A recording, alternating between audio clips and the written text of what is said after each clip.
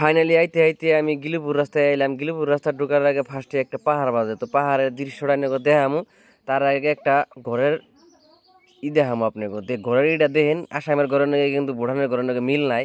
তো তার বাদে একটা কথা কই, বুড়ান আমি ভাবছিলাম যে রাজার দেশ বুড়ান, তো সেই জন্য আমি কিন্তু বুড়ান ছিলাম, বুড়ার রাজার দেশ দেখে। তো রাজার দেশে যাবা জঙ্গল আমি আগে জানি না, আমি ভাবছিলাম রাজার দেশে যেমন সুন্দর সুন্দর দৃশ্য দেখাল পাবো, কিন্তু একটা পাহাড় আছে, পাহাড় অজস্র আছে, কিন্তু রাস্তা চকচকা, কিন্তু সাইডে জঙ্গল, খালি জঙ্গল জঙ্গল।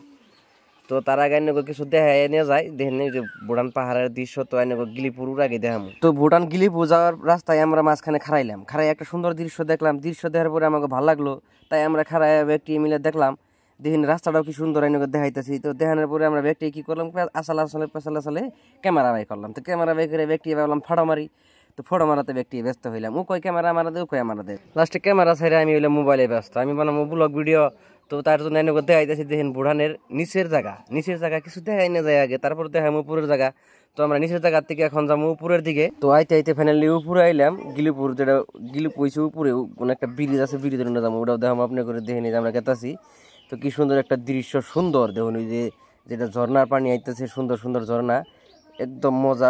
ওই যে জায়গায় যেমন আমরা ঘুরতে ঘুরতে দেখেন কি সুন্দর জায়গা, ওই ব্রিজ দেখা যায় এদিকে। এই কিন্তু একটা কথা কব, অনেকে ভুলে গেছে এনে করে, বুড়ান কিন্তু আইন কিন্তু হিকাররা না খাবার পাবেন রাস্তাঘাটে সিগারেট, না খাবার পাবেন গুটকা, যদি ধরে পুলিশে তেলে কিন্তু মুটকা কুহিন্দে ফাইন করবো, এনে কোনো কবার সুবিধাই নাই। রাস্তায় রাস্তায় সিসি ক্যামেরা, পুলিশ তো দেখুন পেকমানি না চোখে, পুলিশ আমি তো দেখছিলাম না। তো ইতিমধ্যে আমাকে একজন ফাইন লাগাই দিছিল, তো আমি কোনোভাবে সারাই আনছি বিনা ফাইনে।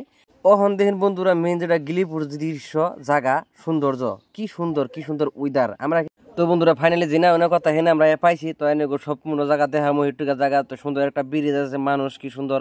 আইতে আইতে আমরা বহুত টাইম ধরে কিছু খাই না, তো আমাকে খিদা নাকছে, খিদা নাকার পর আমরা কি খামো দিশা পাইলাম না। পরে দেখি জন্য মোমো ব্যস্ত আছে, তো মোমো সুন্দর মোমো চাইলাম, তো 50 টাকা প্লেট মোমো, এই সুন্দর ভালো লাগে। মোমো খেয়ে ভালো লাগছে দেখে ড্রাইভারে কি করছে, আগে ভাগে খাই শেষ করে দিয়ে বই রয়েছি। কিন্তু মোমো কিন্তু অ্যাকচুয়ালি আমার ফেভারিট খাবার, আমার সবচেয়ে ভালো লাগে মোমো।